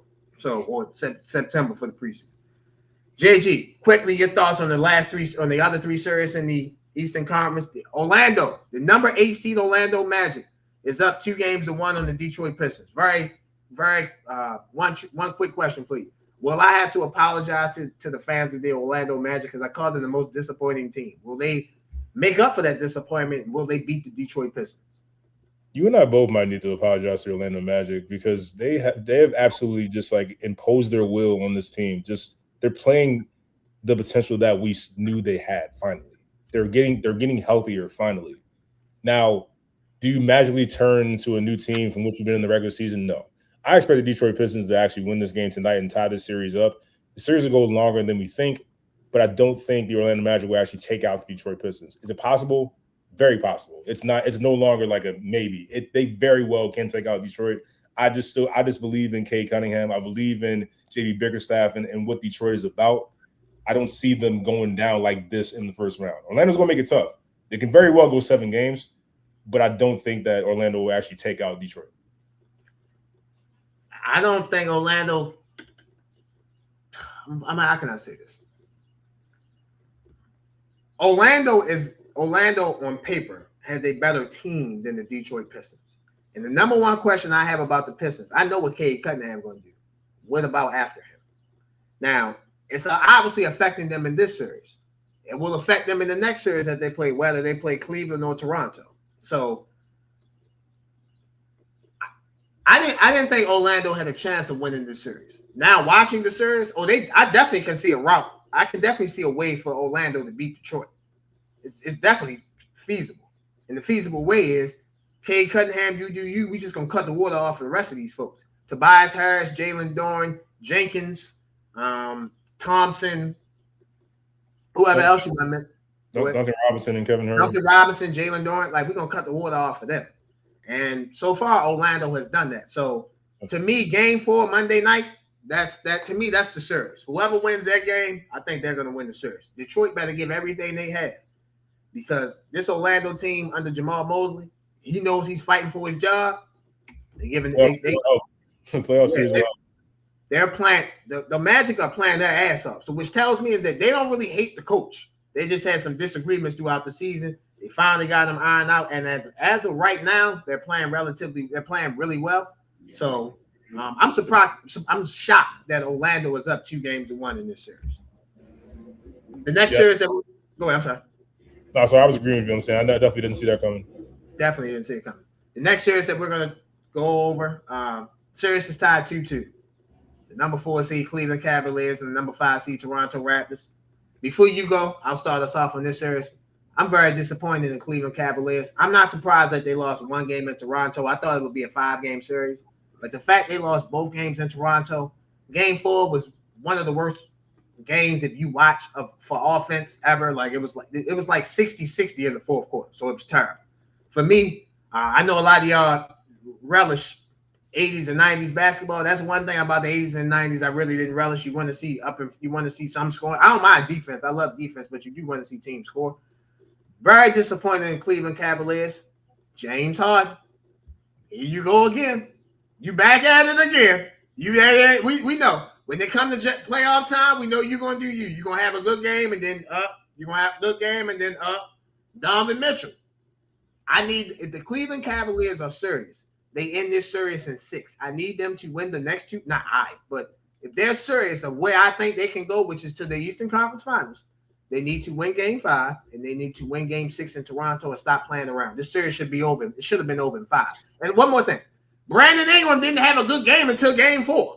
So the best player on the Toronto Raptors was struggling, and it's a tied series. That makes no sense. Evan Mobley, I need you, and Jared Allen. Y'all played well in Cleveland. Y'all played like ass in Toronto. Didn't even know y'all were playing.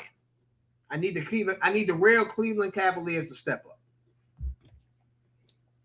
Yeah, I'm with you on this. God awful shooting on both ends. Like, it was tough to watch. I mean, I'm watching these guys shoot, man. It's just like, man.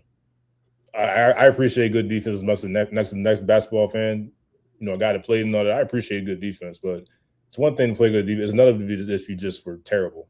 Can't throw a rock in the ocean. That's how bad it was.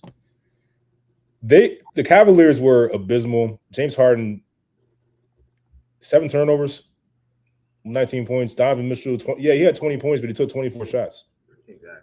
Added 4 turnovers himself. Evan Mobley was a virtual no-show, 8 points on 4 of 11 shooting with 9 rebounds. I ain't gonna get it done. Jared Allen, 3 points, 15 rebounds. I mean, you did your job on the boards, but I ain't gonna get it done.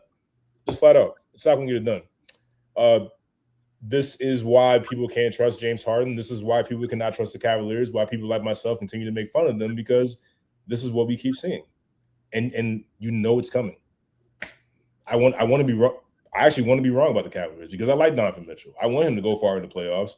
I want James Harden to actually shake off that monkey on his back in the playoffs. I actually want that for James Harden because he's one of my favorite players that I've watched over the course of his career.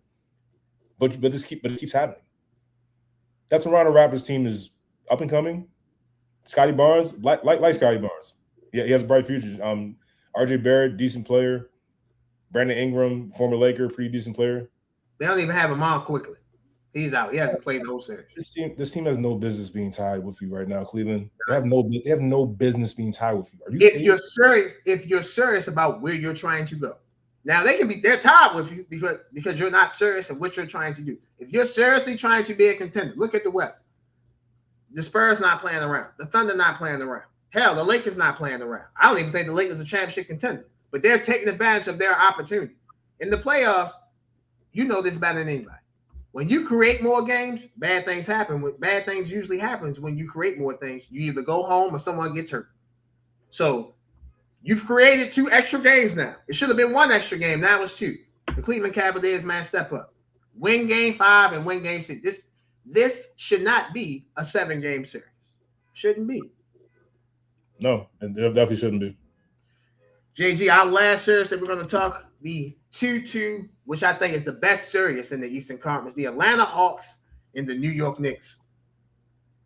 Game 5 is Tuesday night, 8 o'clock on NBC.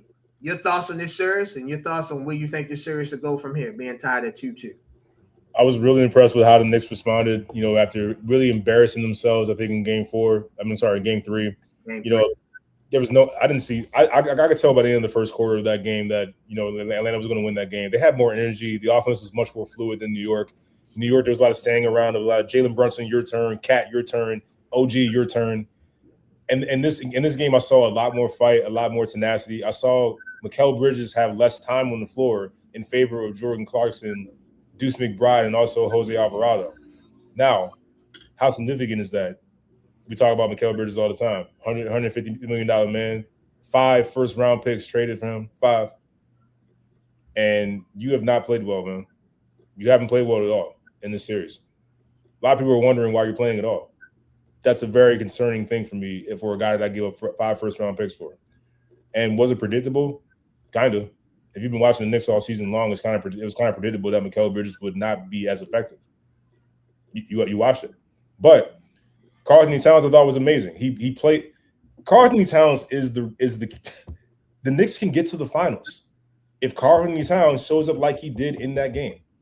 That's how good they can be. You watch the Knicks and you see, okay, that's the team that I think I thought could compete to get to the finals. That's the team that beat the Celtics, albeit Jason Tatum got injured.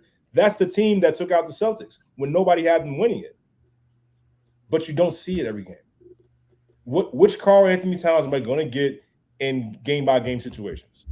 It seems like the Knicks play better on the road when they're down and they're counted out. That's when they respond.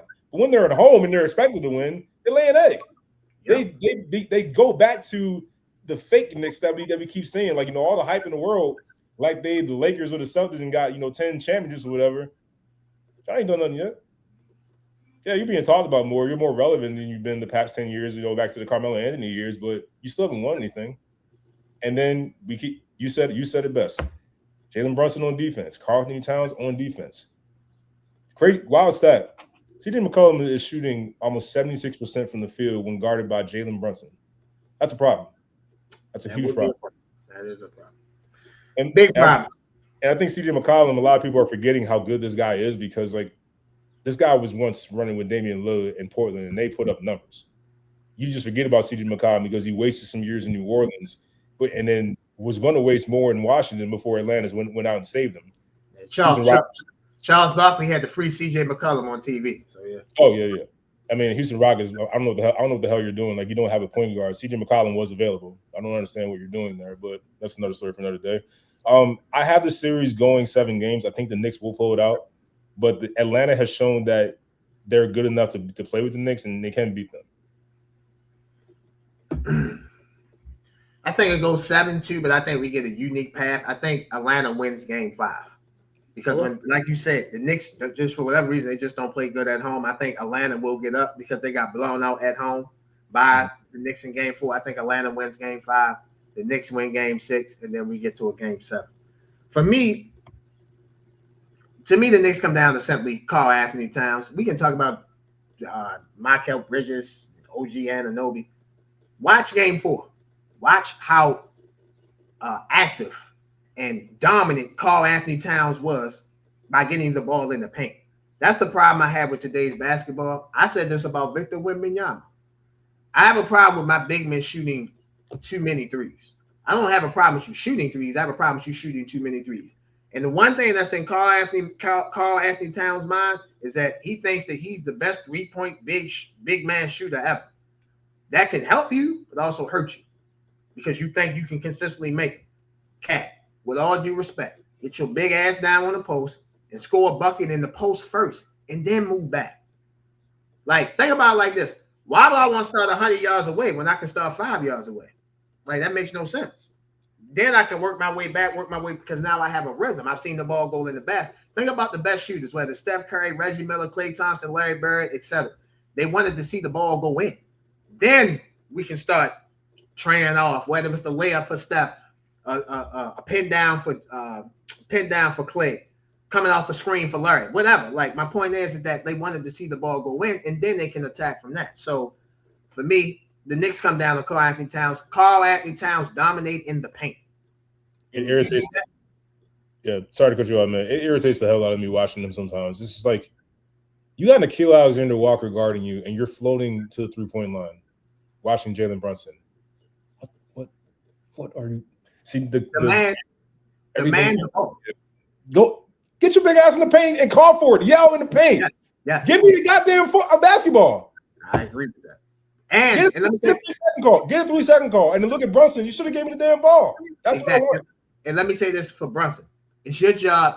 You're a point guard. I get you're a scoring guard, but you're still a point guard. It's your job to take advantage of the matchups. See, all this about Cat not being aggressive, I don't just blame on him. I blame it to the guards that handle the ball.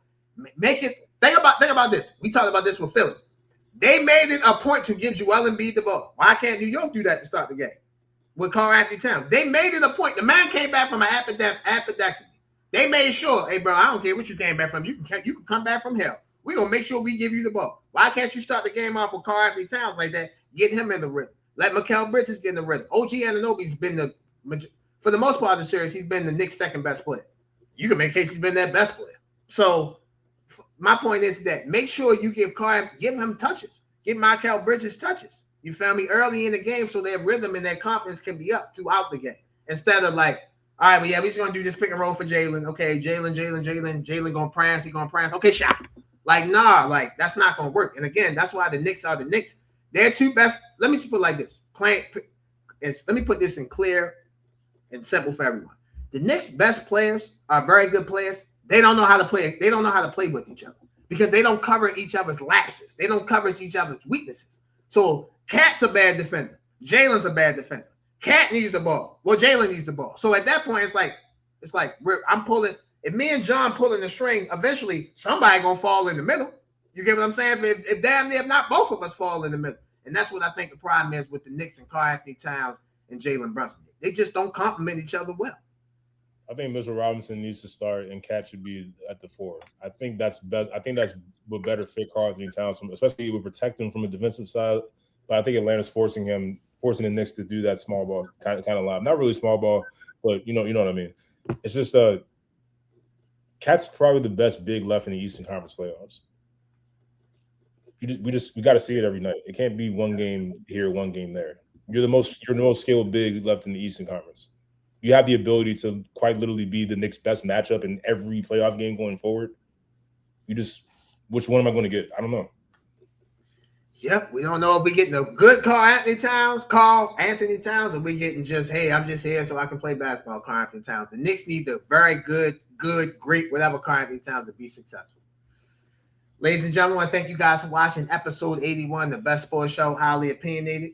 Ladies and gentlemen, make sure you like, follow, subscribe. My brother Club JG Podcast, man, you're doing great things. You got new merch out. Can't wait to order my merch and wear it on the show, man. You're doing great things, brother. All love. Keep doing your thing, my guy. Appreciate you, man. Ladies and gentlemen, for the best editor, the best producer, the best guy here on Highly Opinionated Ross, I'm merely Josh. The three of our lovely faces will see you guys next week. We are